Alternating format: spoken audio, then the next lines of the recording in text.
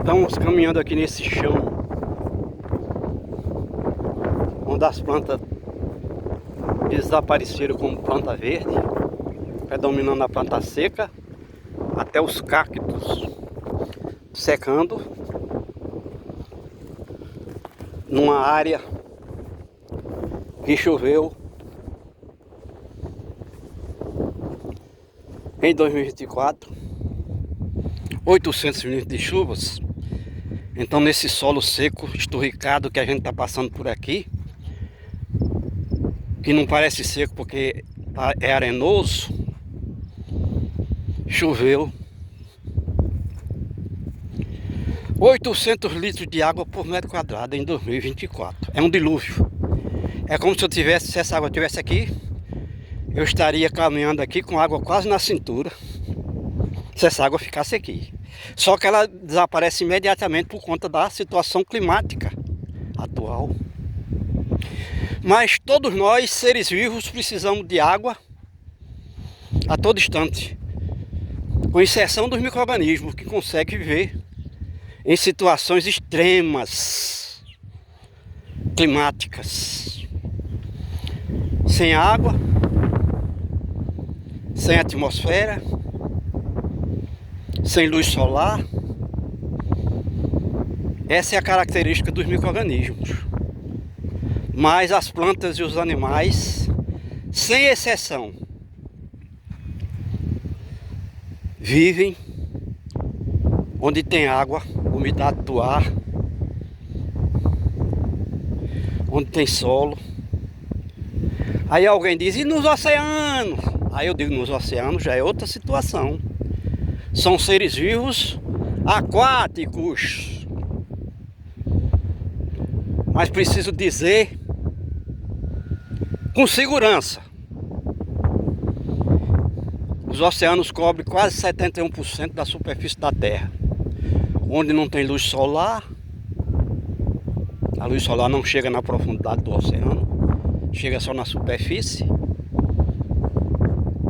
Não tem gases atmosféricos, não tem solo, não tem chuva, porque a chuva se precipita somente na superfície do oceano e não influi nem contribui com o volume de água dos oceanos, porque a chuva sai do oceano, água que vai formar as nuvens, água condensada vai se condensar na atmosfera e volta.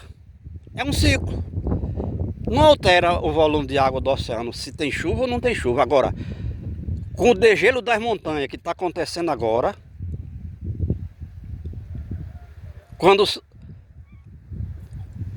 77% da água doce da terra vão se derreter, o gelo, toda aquela área, as neves, tudo vai desaparecer, vai se incorporar a água salgada dos oceanos. Então o oceano vai subir, o nível do oceano sim, a partir da água que vai sendo dissolvida, a água no estado sólido que vai sendo dissolvida pelo aumento da temperatura que a gente está assistindo, está testemunhando.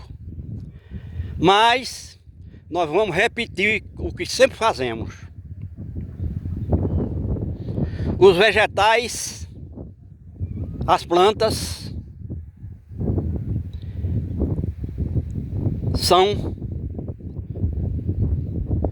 absolutamente comprometidos com o equilíbrio do clima. São absolutamente comprometidos com a capacidade de transformar os elementos da natureza em massa orgânica vegetal. Então, aqui nas terras emersas, apesar de ter grandes áreas das terras emersas fora dos oceanos que não nascem plantas, são os desertos secos, não nascem ou são insignificantes. Desertos úmidos, como é o caso da Antártida, onde o número de plantas é insignificante, vegetais, fora dos oceanos. Nos desertos salgados que existe, e deserto salgado inclusive nos Estados Unidos. Em todo canto, todos os continentes da Terra tem o deserto salgado, onde não nasce vida. Quem já foi no Mar Morto sabe que lá não tem vida por causa do sal. Então a mesma coisa acontece com o solo da terra, da litosfera. Então repito, nas terras emersas, que como a gente disse representa 29% apenas da superfície da terra, fora dos oceanos, tem um volume de massa vegetal que é 10 mil vezes maior do que nos oceanos. Porque lá nos oceanos, como a gente disse, não tem solo, não tem chuva, não tem água doce, não tem gás atmosférico. É preciso que se entenda. E nós, seres vivos das terras emersas, incluindo o homem, comemos e bebemos água doce. Por isso o homem não conseguirá viver na água salgada nem no solo salinizado, que já existe aqui. Então nós estamos caminhando aqui, a gente vê como é que a seca transforma o homem em sua... arrancando de si a capacidade de investigação, a capacidade intuitiva de associar as coisas, fazer associação do que está presente e assim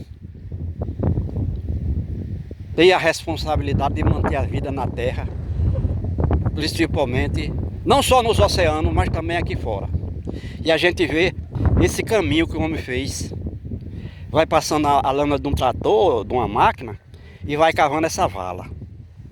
E a gente vê as barreiras, a altura desse solo que existia aqui, pelas barreiras que a gente está vendo aqui do lado. Então ele vai cavando uma vala. Por sorte, isso aqui é um terreno arenoso, e a água da chuva pouco escorre aqui, porque além de ser a chuva ser de baixa precipitação, ela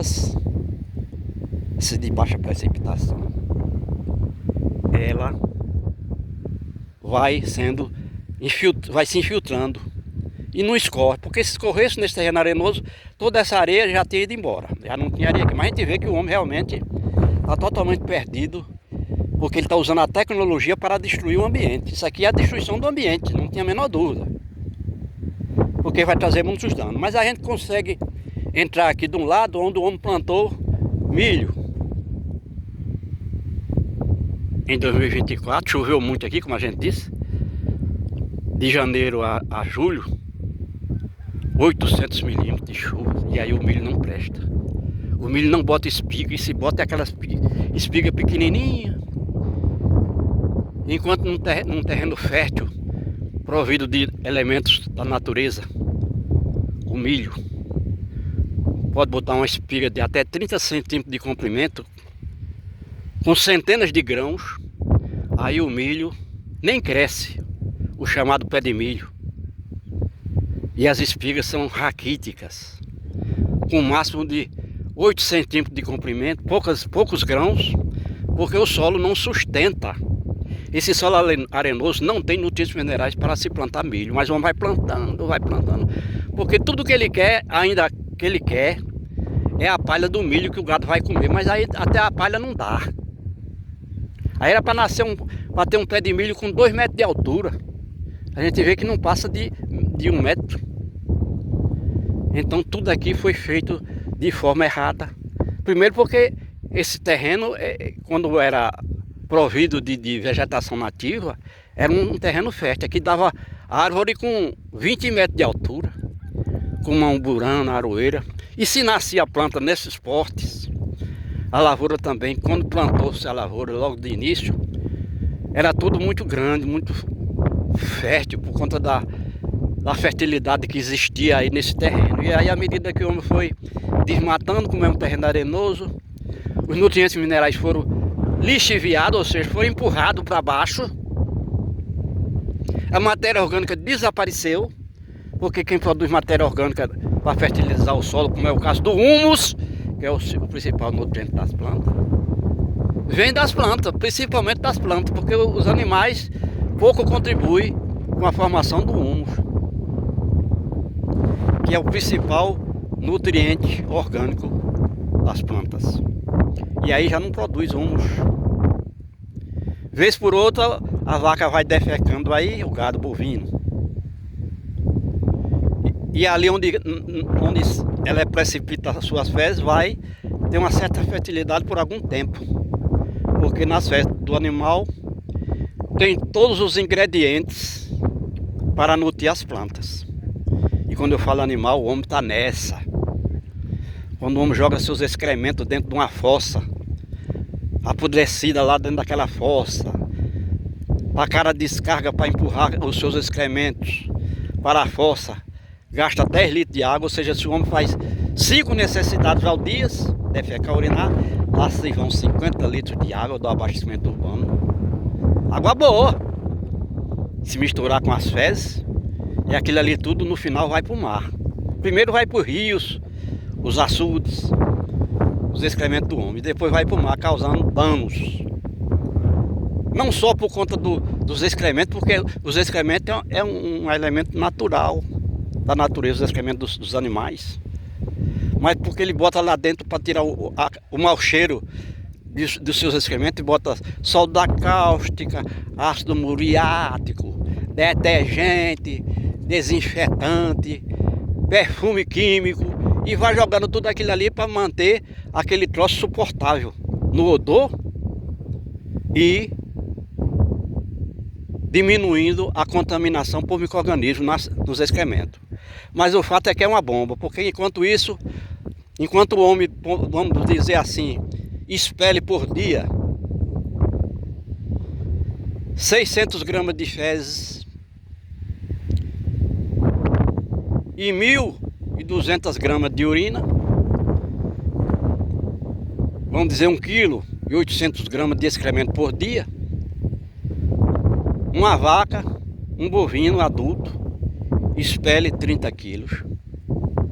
E tá aí o bovino fazendo as suas necessidades ali, está fertilizando o solo. O que está destruindo ali do bovino é o seu pum, gás metano. O que está destruindo, que o bovino está destruindo ali é os seus cascos, destruindo o solo, quebrando o solo, a estrutura do solo, tornando um terreno arenoso, que quando bate a chuva, a erosão vai levando tudo para as baixadas, assoreando os rios, assoreando os açudes. E se for solo, vai acabando. Todos os nutrientes das plantas estão na flor da terra, no máximo até 1 metro de profundidade do terreno.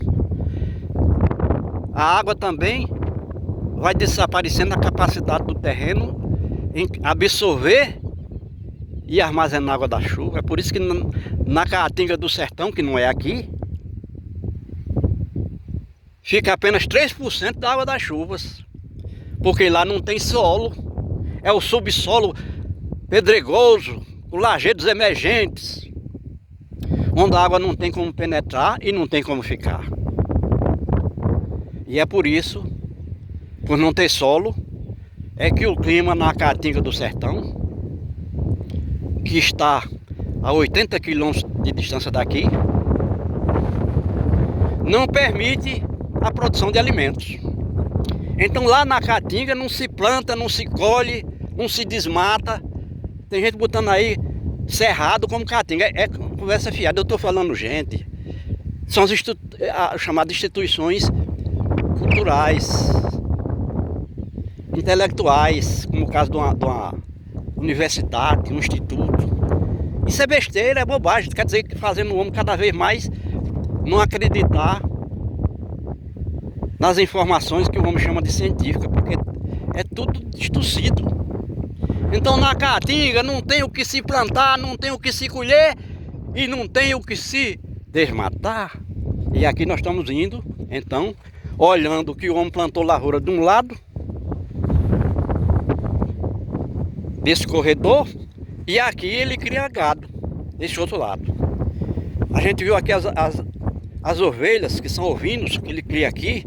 Por isso a gente vê essa danação de arame aqui, ó. 1, 2, 3, 4, 5, 6, 7, 8 cintas de arame para poder criar a ovelha, porque a ovelha é bandida, ela quer sair para passear, para procurar comida, principalmente se não tem a comida onde ela está. Então 1, 2, 3, 4, 5, 6, 7. Aqui tem 7 porque já quebrou-se um arame por aí, porque ele de enferrujado, ele vai estourando, vai quebrando. Esses arames são feitos com uma substância, com material chamado galvanizado, que é feito com temperatura alta, dando um banho no arame, que já não existe nem nesse mais novo que eles botaram aqui embaixo. E aqui em cima está tudo enferrujado. Isso não dá mais 5 anos, vai estourando, explodindo. Junto com as estacas que parece que estão tuberculosas, de tão magra. Aqui existia muitas estacas boas, madeira para tirar estaca. E aí a gente vê que o homem está tirando estaca aqui com 5 centímetros de diâmetro. Vai apodrecer imediatamente, até racha. Então aqui tudo foi feito sem, embora tenha sido usado tecnologia aí, gasto muito dinheiro. E dinheiro foi jogado à toa aí, porque não tem, vamos dizer assim, permanência desse material aí funcionando. Foi feito errado. Existe inclusive, e nós temos a oportunidade de dizer isso sempre que fazemos um vídeo aqui nessa área. Aqui nessa área do Nordeste existe uma planta chamada sabiá, que é uma árvore de médio porte. O sabiá é a melhor madeira para a cerca. Diferente da jurema, que a gente vê que a maioria é meia torta, o sabiá é uma planta reta, uma haste reta. E a partir do tronco, bota até 20 hastes, que são estacas. Se o homem transplantar ela verde, viva, ela, como a gente diz aqui, vai pegar, vai criar raízes e vai se transformar numa planta viva, numa cerca viva. E se o homem botar, como a gente está vendo aqui, as estacas, ele botou aqui uma média de 1 metro, uma para a outra. Se ele botar o sabiá, transplantar o sabiá a 50 centímetros de distância uma da outra, de uma estaca da outra, ela vai virar uma cerca fechada. E aí não precisa do arame. Imagina quanto o homem gasta de arame aqui, se a cada 5 anos ele tem que trocar, porque o arame apodrece. Então ele vai ter uma cerca permanente, por dezenas de anos, cerca viva, e ele vai cortando as estacas, e quanto mais ele corta a estaca, mais brota ramos, galhos, a partir do tronco do sabiá ou sansão. A gente está dizendo isso porque a gente está tentando conscientizar as pessoas daqui a plantar o sabiá na cerca. E o sabiá é uma planta nativa aqui de áreas do Rio Grande do Norte e do Ceará. Mas o que acontece de mais especial, que enquanto a gente está indo aqui, não tem mais o que o gado comer, e faz apenas 1 mês que deixou de chover aqui, já não tem o que o gado comer aqui. Porque ele plantou planta, ele cultivou planta, cultivou não, essas plantas todas são nativas, nada aqui foi plantado. Nasce quando chove. Que só dura 180 dias, ou seja, de vida curta. Enquanto isso, o sabiá é a melhor forrageira que existe. Aliás, a única planta a nível de árvore que é forrageira. Com suas folhas.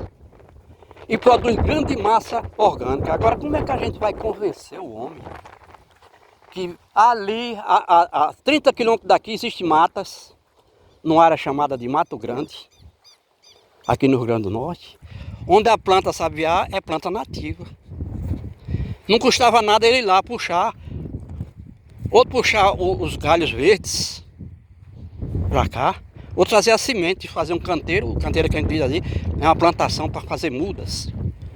E transformar isso aqui numa área que produz alimentos, porque é alimento do gado, que produz renda, que pode ser convertido em bens, como dinheiro, valorizando a propriedade. Mas não, ele continua nessa estupidez de botar essas estacas secas, que secam imediatamente, como a gente vê, e também arame, gastando dinheiro à toa. E aí não tem lucro nenhum. Como é que ele vai conseguir mais botar outro arame novo aqui, se não consegue criar?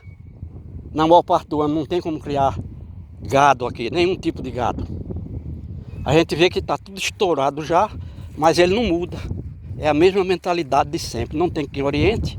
E se alguém orienta, aí a maioria das pessoas daqui vai dizer: "Você é um bobo, é um doido. a gente tentando mostrar o natural para resolver o problema, mas ele não confia mais porque de tanto ser enganado pelos políticos, todo ano chega um político aqui dizendo, vamos resolver! Aí cava um poço tubular, um poço não, milhares, e não tem água no poço. E o homem vai morrendo, sua economia vai explodindo,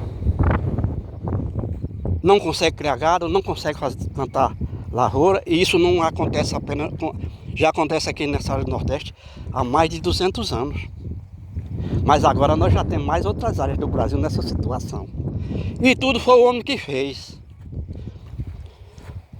O tal aquecimento global vai trazer uma transformação tão extraordinária no Brasil que não pode ser comparada a qualquer outra mudança que tenha acontecido em outra parte da Terra. Então tá aqui, é o homem mesmo que faz. Isso aqui é uma umburana. Olha uma umburana. Umburana é uma árvore de grande porte. Uma árvore de grande porte. Madeira de lei. Com a umburana se faz móveis. Se faz barris para armazenar aguardente, vinho, para poder purificar a bebida. A umburana é muito útil e é da família do umbu, do umbuzeiro. E está aqui, não consegue sair do chão. Certamente nasceu aqui e o homem deixou como estaca viva.